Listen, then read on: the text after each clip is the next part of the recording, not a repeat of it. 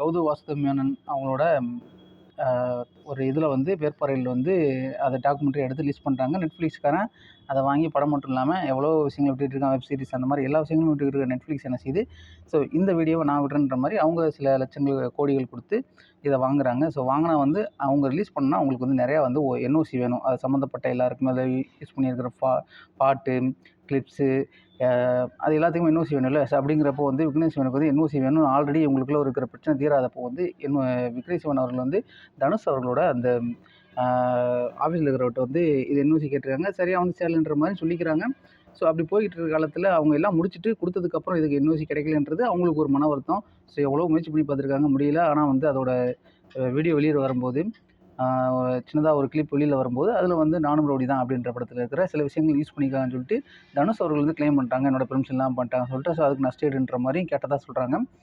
இப்படி காலகட்டத்தில் இப்போ என்ன பண்ணிட்டாங்க, ஸோ வேறு எந்த வகையிலுமே அவங்களால பெற முடியல. நயன்தாராவுக்கும் விக்னேஷ் சிவன் அவர்களுக்கும் வந்து பார்த்திங்கன்னா இது தனுஷ்லேருந்து நமக்கு என்ஓசி கிடைக்கலையே, அப்போ என்ன பண்ணலாம் அப்படின்னு யோசிச்சுக்கிட்டு இருக்க காலத்தில் அதுக்கான எந்த தீர்வும் கிடைக்கலன்றப்போ அவங்களுக்குள்ள ஒரு கோவம் வருது, ஒரு மனஸ்தாபம் ரொம்ப அதிகமாகி என்ன பண்ணுறாங்கன்னா வந்து ஃபஸ்ட்டு டிசைட் பண்ணுறாங்க. எப்படி வெளியிடுறாங்கன்னா, அங்கே வந்து தனுஷோட ஆஃபீஸ் முன்னாடி நாங்கள் வந்து தர்ணா பண்ணுவோம் அப்படின்னு சொல்லி பார்த்தாங்க. ஸோ அதுக்கும் எந்த விதமான ஒரு பதிலும் தனுஷ் சைட்லேருந்து வந்து சேரலை.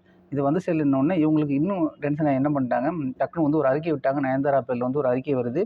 இது அவங்களுக்குள்ளேயே பேச வேண்டிய ஒரு விஷயத்த வந்து ஒரு அறிக்கையாக வெளியிட்டு மீடியாவில் வெளியிட்டதுனால வந்து இன்றைக்கி அது பரபரப்பாக பேசப்பட்டிருக்கு. ஸோ இது பரபரப்பாக வரக்கூடிய காலகட்டத்தில் தான் வந்து கங்குவா பற்றி பேசிக்கிட்டு இருக்காங்க. டக்குனு கங்குவா தூக்கி அந்த பக்கமாக வச்சுட்டு இப்போ எல்லா மீடியாவிலையும் எந்த பக்கம் திரும்பினாலும் உலக செய்தி மாதிரி, உலகத்தில் நடக்கிற மிகப்பெரிய பிரச்சனை மாதிரி இன்றைக்கி எல்லா சோஷியல் மீடியாலையும் இந்த விஷயத்த பேசிக்கிட்டு இருக்கு. அதனால தான் நாமளும் இன்றைக்கி பேசிக்கிட்டு இருக்கோம். ஸோ இந்த மாதிரி போயிட்டு இருக்கிறப்போ அதில் ரொம்ப வந்து கீழ்த்தரமான சில வார்த்தைகள் சொல்லப்பட்டிருக்கு. ஒரு தனிப்பட்ட விவாதன்றப்போ தனிப்பட்டு தான் இருக்கணும். அதில் சொல்லப்பட்ட ஏன் இதை வந்து இவ்வளோ பெரிய பிரச்சனையாக பார்க்குறாங்கன்னா, ஒரு நடிகரை வந்து ஒரு ஃபேமஸான ஒரு நடிகர், சூப்பர் ஸ்டாரோட மருமகனாக இருந்தவர். ஸோ இப்படியெல்லாம் பார்க்குறப்போ வந்து அவர் வந்து வளர்ந்தது நீங்கள் ஒரு பெரிய ஆளே இல்லை, நீங்கள் வந்து கஸ்தூரி ராஜாவோட மகன், செல்வராகவனோட பிரதர். இப்போ அவங்க 2 பேரும் என்ன சுச்சுவேஷனில் இருக்காங்கன்னு எல்லாருக்குமே தெரியும். ஸோ தனுஷ் வந்து அவரோட முயற்சியில் தனக்கு கிடைத்த அந்த வாய்ப்பை உள்ளே நுழையிறதுக்கு ஒரு வாய்ப்பாக இருந்தாலும் அதை வந்து தன்னோட திறமையால் வந்து இன்றைக்கி எந்தளவுக்கு வளர்ந்துருக்காருன்னு தெரியும். ஸோ வளர்ந்துருக்கிற காலகட்டத்தில் அவர் எப்படியாவது அவரோட நேமை டேமேஜ் பண்ணணும், நம்மளோட வழி அவருக்கு தெரியணும் அப்படின்ற மாதிரி அவங்க இந்த மாதிரி ஒரு அறிக்கையை வெளியிடுறாங்க. இன்றைக்கி வரைக்கும் தனுஷ் சைட்லேருந்து எதாவது மறுப்போ அல்லது அதுக்கான விளக்கமோ இது வரைக்கும் கொடுக்கப்படலைன்றது தான் உண்மை. ஆனால் நாள் பட இந்த பிரச்சனைகள் வேறு மாதிரி எடுத்துகிட்டு போகும்னு நினைக்கிறேன். ஏன்னா இன்றைக்கி வந்து பார்த்திங்கன்னா தனுஷோட நடித்த நடிகைகள் அனைவருமே முக்கியமாக மலையாளிஸ் எல்லாருமே என்ன பண்ணியிருக்காங்கன்னா, நயன்தாராவோட இந்த மெசேஜுக்கு வந்து லைக் பண்ணியிருக்காங்க.